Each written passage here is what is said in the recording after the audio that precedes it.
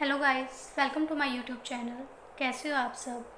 आज हम करने वाले हैं थ्योरी ऑफ प्रॉफिट में second theory, that is Clark's dynamic theory. ये थ्योरी किसने दी थी? जेबी क्लार्क ने।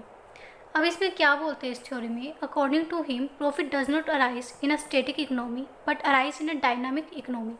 कि किसी भी बिजनेस में प्रॉफिट कब अराइज होता है? जब वो बिजनेस का नेचर कैसा होता है? डायनामिक होता है। अगर वो स्टैटिक इकोनॉमी ही रहेगी देन हम प्रॉफिट जो है अर्न नहीं कर सकते। उस केस में सिर्फ नॉर्मल प्रॉफिट ही अर्न किया जा सकता है।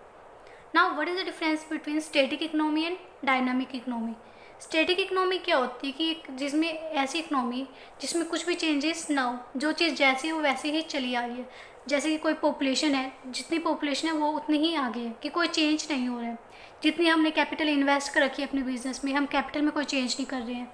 या जो ह्यूमन वांट्स है कि जो चीज़ वो कर रहे हैं उनकी डिज़ायर्स चेंज नहीं हो रही है, या प्रोडक्शन की मेथड में चेंज नहीं कर रहे हैं, जो सेम टेक्निक यूज़ कर रहे हैं वही चलती आ रही है। डैट इज़ स्टैटिक इकोनॉमी, कि कोई भी चेंज नहीं हो रहा। स्टैटिक मतलब ही क्या होता है? स्थिर।